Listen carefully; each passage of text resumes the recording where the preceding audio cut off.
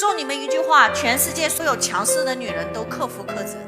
你在事业上可以强，但是你在家庭里面绝对不要强。你在家庭里面强，你老公废物，你儿子是废物。因为一个强势的女人就克夫克子，不是说这个女的克夫以后老公没了哦，是这个老公再也立不起来了。而儿子也别想会跟她老公一样的下场。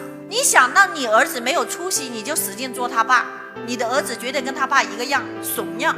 在座是女人，爱儿子的请举手。爱儿子的最好呈现就是妈妈尊重爸爸，妈妈在儿子面前告诉自己的儿子，你的爸爸有多棒，你的儿子就会找一个跟你同样的女人作为他棒女的标准。想让自己的儿媳妇孝顺的请举手。你孝顺你的婆婆，你的儿媳妇自然孝顺你。想让你的儿媳妇尊重你的儿子以及崇拜你儿子的请举手。你崇拜你的老公，你儿媳妇自然会效仿，发现婆婆是智慧的婆婆。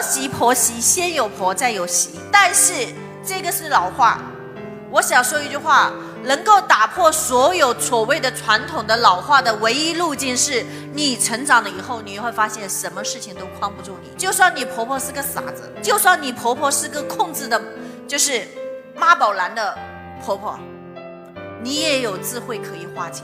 如果我太蠢了，我就去把我的蠢修没修智慧了，婆媳关系、家庭关系自然就好了。所以我想送给所有的女人一句话：祝夫成道是女人的真轨道。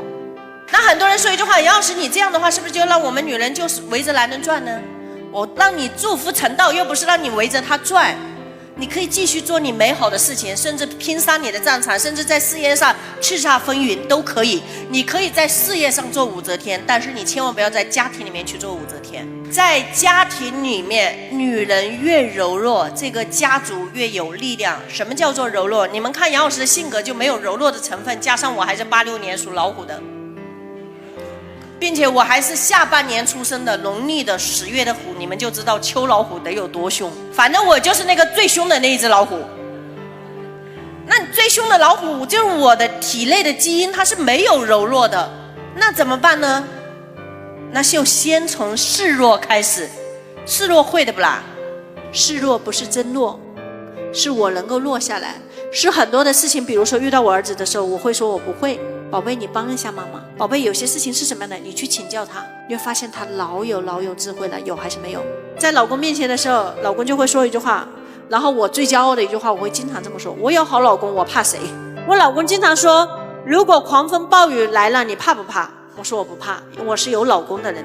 我老公就会说一句话：你这么牛逼啊，你有老公你就这么骄傲啊？我说是啊，我老公是周文强，我就这么骄傲啊。你讲了以后他更骄傲，他更骄傲以后就把你抱得更紧了，就更爱你了。